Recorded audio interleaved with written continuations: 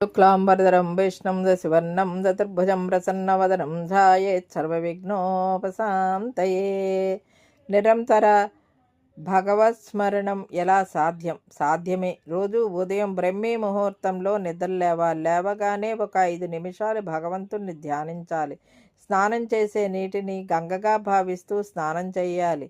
తరువాత కనీసం ఒక అరగంట పూజ గదిలో ఒక నిర్దిష్టమైన చోట కూర్చుని మనకు వచ్చిన స్తోత్రాలు నోటికి రాకపోతే పుస్తకం చూసైనా చదువుతూ పూజ కానీ ధ్యానం కానీ చెయ్యాలి.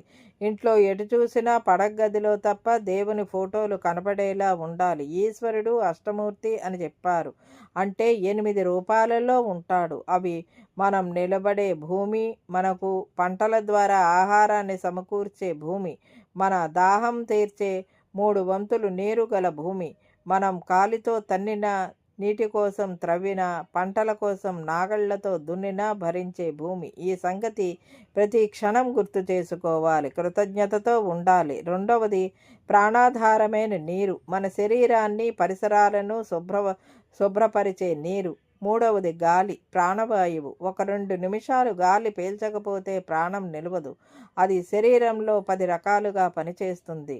మలమూత్రాలు బయటకు పోవటానికి, ఆహారం మరగడానికి, ఆకలి పుట్టడానికి, దగ్గు తుమ్ము ఆవలింత అన్నిటికీ వాయువే కారణం. ఆహారం వాడుకోవడానికి కడుపులో జఠరాగ్నిగా ఉండేది అగ్ని.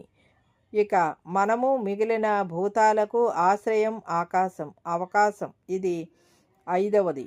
ఇవి ఒకదాని కంటే ఒకటి సూక్ష్మం. తరువాత మనకు వెలుగునిచ్చి వర్షాలకు కారణమయ్యే సూర్యుడు, ప్రత్యక్ష దైవం. సస్యాలను అమృతమయం చేసే చంద్రుడు. ఇక చివరిది సృష్టిలో జీవులలో చైతన్యంగా ఉండే పురుషుడు, అంటే దేవుడు. మనలో మన చుట్టూ ఉన్నట్లేగా ప్రహ్లాదుడు కలడంబోధి కలండు గాలి కలడాకాశంబుల్నన్ దిక్కులన్ కలడగ్నిన్ దిశలన్ పవళ్ళ నిసలల్ ఖద్యోత చంద్రాత్మలన్ కలడోంకారమునన్ త్రిమూర్తులన్ త్రిలింగ వ్యక్తులందంతటన్ కలడీసుండు కలండు తండ్రి వెదుకంగా ఏల ఎడన్ అన్నాడు. కనుకనే అతడు ఏ పని చేస్తున్నా భగవంతుని చూడగలిగాడు.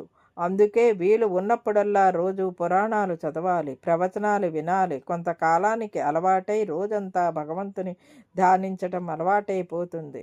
ఇంతలా అలవాటు అవుతుందంటే రాత్రి నిద్రలో మెలకువ వస్తే వెంటనే మనసు దేవుని వైపు మళ్ళీ ఏదో స్తోత్రమో మంత్రమో అప్రయత్నంగానే అందుకుంటుంది. ఇదండి ఈనాటి వీడియో. ఈ వీడియో కనుక మీకు నచ్చినట్లయితే లైక్ చేయండి, షేర్ చేయండి, కామెంట్ చేయండి, సబ్స్క్రైబ్ కూడా చేయండి. మరిన్ని వీడియోలు కావాలంటే బెల్ ఐకాన్ని నొక్కండి. Thank you for watching.